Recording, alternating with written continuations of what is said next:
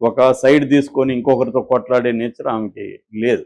అంటే తను కొట్లాడలేదు, ఇద్దరు కావాలి. బట్ మనోజ్ అంటే తనకి ఇష్టం ఉంది, చిన్న అబ్బాయి కాబట్టి ఆ రకంగా ఆమె మనోజ్కి సపోర్ట్ చేస్తుంది. అయితే మోహన్ బాబుకి మనోజ్కి ప్రాబ్లమ్స్ ఎక్కడి నుంచి వచ్చాయంటే చిన్నప్పటి నుంచి కూడా ఉన్నట్టుగా నిన్న ఆడియో లీక్లో కూడా మనకు అర్థమవుతుంది. ఒకటి ఏంటంటే మోహన్ బాబు కోరుకున్నట్టు అతను లేడు. అంటే తను కోరుకున్నట్టు చదువుకోలేదు, కోరుకున్నట్టు సక్సెస్ అవ్వలేదు సినిమాల్లో. తర్వాత కోరుకున్నట్టు తన వ్యాపారాలు చూసుకోలేదు, కోరుకున్నట్టు తను పెళ్లి చేసుకోలేదు. ఇలాగా కెరీర్ పరంగా కావచ్చు, వృత్తి పరంగా కావచ్చు, లేదా పర్సనల్ విషయాల్లో కావచ్చు, చదువులో కావచ్చు, ఏది కూడా తను కోరుకున్నట్టుగా అతను లేడు. దానివల్ల తనకి అనవసరమైన హెడేక్స్, ఇబ్బందులు వస్తున్నాయి. కంపేర్ టు విష్ణు ఏమో తన వ్యాపారాలు నీట్గా చూసుకుంటున్నాడు, తను కోరుకున్నట్టు ఉన్నాడు, తనని బాగా చూసుకుంటున్నాడు. ఇవన్నీ విష్ణులో ఉన్నాయి. ఎవరికైనా తల్లిదండ్రులు విష్ణు లాంటి కొడుకు ఉండాలనుకుంటారు తప్ప మనోజ్ లాంటి కొడుకు ఉండాలని కోరుకోరు. దానివల్ల ప్రాబ్లమ్స్ పెరుగుతూ వచ్చాయి. ఇది మౌనిక పెళ్లితో పీక్కి వెళ్ళిపోయింది. అంతవరకు ఏంటంటే మనోజ్ వర్సెస్ ఫ్యామిలీ మాదిరిగా ఉండింది. ఇప్పుడు ఆమె వచ్చేసరికి ఏమవుతుందంటే తనకి తన ఫ్యామిలీ ఇంట్రెస్ట్ కాబట్టి ఆ అమ్మాయికి తను కూడా మనోజ్ని కొంత గైడ్ చేయడం కావచ్చు, కంట్రోల్ చేయడం కావచ్చు, ఇవన్నీ జరుగుతుంది. రెండు, ఇప్పుడు మనోజ్కి ఒక సపోర్ట్ ఫ్యామిలీతో ఫైట్ చేయడానికి ఈమాయి వైపు నుంచి కూడా ఉంటుంది. ఇక్కడ నుంచి ఏమైందంటే వీళ్ళు సపరేట్గా ఉంటే ఇంత సమస్యలు రాకపోవచ్చు. వీళ్ళు ఏంటంటే జల్పల్లిలో ఉండే మంచి టౌన్ పేరుతో ఉండే ఒక లగ్జరీ గెస్ట్ హౌస్లో మోహన్ బాబు ఉంటున్నాడు గత కొంతకాలం నుంచి. ఇక్కడ జూబ్లీ హిల్స్లో ఉండేది ఇచ్చేశాడు, లక్ష్మికి ఇచ్చేశాడు, అక్కడే ఉంటున్నాడు. ఇప్పుడు మనోజ్ కూడా పోయి అక్కడ ఉండడం మొదలుపెట్టి ఇక్కడ సమస్యలు స్టార్ట్ అయినాయి. దానికి మనోజ్ అక్కడ ఎందుకు ఉంటున్నాడు అనే దానికి మనోజ్ వెర్షన్ ఏంటంటే మా అమ్మే రమ్మనింది, ఎందుకంటే విష్ణు దుబాయ్కి వెళ్ళిపోయాడు, ఇక్కడ ఊరు లేరు కదా, మీరుంటే మాకు బాగుంటుంది అని చెప్పింది అనేది మనోజ్ వెర్షన్. మేబీ అది ట్రూనా ఫాల్స్ మనకు తెలియదు, మనోజ్ చెప్తున్నాడు. మోహన్ బాబు ఏం చెప్తున్నాడు, కొద్ది రోజులు ఇతను ఉంటాడు, మళ్ళీ వెళ్ళిపోతాడు, మళ్ళీ సారీ చెప్తాడు, మళ్ళీ వస్తాడు, ఇలాగ జరుగుతుంది అనేది మోహన్ బాబు చెప్తున్నాడు. సో ఏదేమైనా కారణం ఏదైనా మనోజ్ భాయ్ అక్కడ ఉండడంతో సమస్యలు స్టార్ట్ అయినాయి. మోహన్ బాబు ఏం చెప్తున్నాడు, అతను తాగుతున్నాడు, భార్య మాట వింటున్నాడు అని చెప్తున్నాడు. ఒకసారి మనకు నచ్చని అమ్మాయి మన ఇంట్లో ఉంటే ఆమె ఏం చేసినా తప్పుగా కనిపిస్తూ ఉంటుంది. సో ఇప్పుడు ఇతను తాగకపోతే అతను అమ్మాయి రెచ్చగొడితే తాగేస్తారా ఎవరైనా?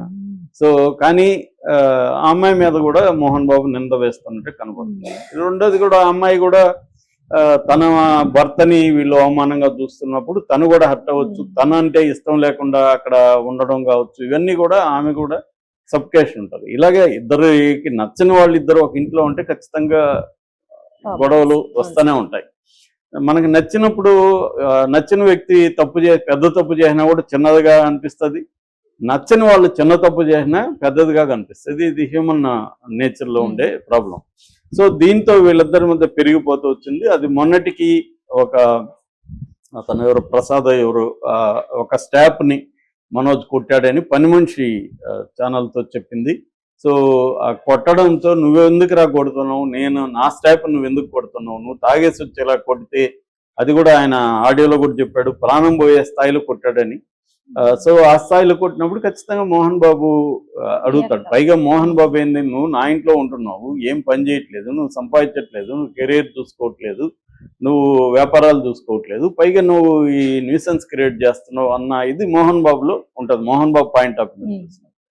సో ఇతనికేమి నాకు అన్యాయం జరిగింది, నా కెరీర్ని నాన్న పట్టించుకోవట్లేదు, విష్ణు సినిమాలు ఫ్లాప్ అవుతుంటే కూడా అతనికి మాత్రం ఇన్వెస్ట్ చేస్తున్నాడు, ఇతను ఎంతసేపు విష్ణు ఫేవర్గానే ఉంటున్నాడు అనేది అతనికి ఉండే అలిగేషన్. ఇది కాంప్లెక్స్ ఇష్యూ. మన మీద సైడ్లు తీసుకొని మాట్లాడడం అనేది సరైనది కాదు. ఎందుకంటే మనకి విషయాలన్నీ తెలియవు, పబ్లిక్ డొమైన్లో ఉన్న విషయాలు. నాకైతే కొంత సినిమా రంగంలో ఉన్నా కాబట్టి కొంత న్యూస్ వస్తుంది, అంత తప్ప దాన్ని బేస్ చేసుకొని మనం జడ్జిమెంట్లుగా ఉండడం అయితే కరెక్ట్ కాదు. కానీ మొత్తానికి ఇలాంటి ఒక క్రైసిస్లో నుంచి అది పెద్దదైపోతుంది. ఆయన ఆడియో లాంటి కూడా నేను మీ అమ్మ ఏడుస్తున్నారా, మీ అమ్మ హాస్పిటల్లో జాయిన్ అయిందని కూడా చెప్పాడు. ఖచ్చితంగా వాళ్ళు మామూలుగా మనకి యంగ్గా ఉండే వాళ్ళకి బీపీలు ఈ మధ్య ఎలా ఉండేది చూస్తున్నాం. ఇంకా ఆయనకి 78 years, ఆయన స్థాయిలో పైగా ఆయన అథారిటేటివ్ ఫిగర్ ముందు నుంచి కూడా. ఆయన ఎవరికి సరెండర్ అయి ఉండే వ్యక్తి కాదు, ఆయన డామినేటింగ్ క్యారెక్టర్. అలాంటిది ఇవాళ అన్ని ఓర్చుకొని తగ్గి ఆ, ఈ అబ్బాయి పెట్టే ఇబ్బందుల్ని భరిస్తూ ఉండడం అనేది ఎక్కడో చోట బర్స్ట్ అవుతుంది. సో అలాగా ఆయన బర్స్ట్ అయ్యాడు. నిన్న ఆయన పాయింట్ ఆఫ్ వ్యూలో చూసుకున్నప్పుడు మనోజ్ ఇంటికి రావద్దంటే వచ్చాడు బిడ్డ అని చెప్పి, బిడ్డను మేము చూసుకుంటున్నాం కదా మీకు అప్పగిస్తామని కూడా ఆ ఆడియోలో చెప్పాడు. కానీ ఇతను బౌన్సులు వేసుకొని మీడియాని తీసుకొచ్చేసరికి ఆయనకు కోపం వచ్చింది. మీడియా వెళ్ళి ఆయన పెట్టి చెప్పండి అనేసరికి ఏంద్రా చెప్పేదని ఆయనకు ఒక్కసారిగా బర్స్ట్ అయిపోయాడు. ఆయన పాయింట్ ఆఫ్ వ్యూ ఏమో మీడియా, మా ఇంట్లో సమస్యలు మీడియా ఎందుకు వచ్చింది, ఆల్రెడీ మీడియా రకరకాల లేనిపోయిన పుకార్లు క్రియేట్ చేస్తుంది. ఒక కోపం ఉంది ఆయనకి మీడియా మీద. ఎందుకంటే మా వాడు నన్ను కొట్టాడని, నేను వాడిని కొట్టాడు, ఇవన్నీ తప్పు, అసలు వీళ్ళకి ఏమి తెలియకుండా రాసేస్తున్నారు అనేది ఆయనకున్న కోపం. ఆల్రెడీ వీళ్ళు వచ్చి చెప్పండి సార్ అని మైకి పెట్టేసరికి ఆయన కోపంతో కొట్టేశాడు. కొట్టింది ఖచ్చితంగా తప్పు, కానీ ఆయన పాయింట్ ఆఫ్ నుంచి అర్థం చేసుకోవడానికి విషయాన్ని మనం ట్రై చేస్తే is also human being. But ఆయన నేచర్ కూడా, గతంలో కూడా ఆయన విలేకరులను కొట్టిన సందర్భాలు ఉన్నాయనేది కొన్ని ఇప్పుడు బయటికి తీస్తున్నారు. ఎప్పుడు చెన్నైలో ఉండేటప్పుడు ఈయన ముందు భార్య చనిపోయినప్పుడు కూడా ఇది ఆత్మహత్య కాదు, ఆత్మహత్య అంటే యాక్సిడెంట్ కాదు, హత్య అన్న కోణంలో కొంతమంది రాసినప్పుడు ఈయన ఆంధ్రభూమి ఆఫీస్కి వెళ్ళినప్పుడు కొట్టాడని కూడా ఒక వార్త ఉంది. సో అలాగా గతంలో కూడా ఈయన కొట్టాడు. ఒకసారి TV9కి కూడా గతంలో వెళ్ళి బెదిరించి వచ్చాడు విష్ణు పిల్లప్పుడు. ఇలాంటివి ఈయన మీద ఆల్రెడీ ఏంటంటే ఈయన కొంత దౌర్జన్యపూరితంగా బిహేవ్ చేసే నేచర్ మోహన్ బాబులో ఉందనేది ఆల్రెడీ ఎస్టాబ్లిష్డ్ ఫ్యాక్ట్. సో ఆ యాంగిల్ నుంచి చూసినప్పుడు ఈయన విలేకరుల మీద గతంలో కూడా చేశాడు, ఇప్పుడు ఇలా దారుణం కొట్టడం ఏంటి. ఆ అబ్బాయికి, రంజిత్ అనే అబ్బాయికి ఇక్కడ అగ్రోమేటిక్ బోన్ లో 3 చోట్ల ఫ్రాక్చర్ అయింది. సో TV5 అతని మీద కూడా దాడి చేశారు. ఈ స్థాయి దాడి చేయడానికి ఆయన అహంకారమే కారణం అన్న యాంగిల్లో నుంచి ఇది వస్తుంది. ఇదేంటంటే సమస్య కాంప్లెక్స్ ఇష్యూని సింప్లిఫై చేసి మనం ఒక పాయింట్ ఆఫ్ వ్యూ నుంచి చూస్తే ఒక తప్పులాగా కనపడుతుంది, అవతల వైపు నుంచి చూస్తే ఇంకోటి. ఇది చూసి ఓపిక్గా ఏం లేదు. ఏదేమైనా అది వాళ్ళ మోహన్ బాబు చేయి దాటిపోయి బయటకు వచ్చేసింది.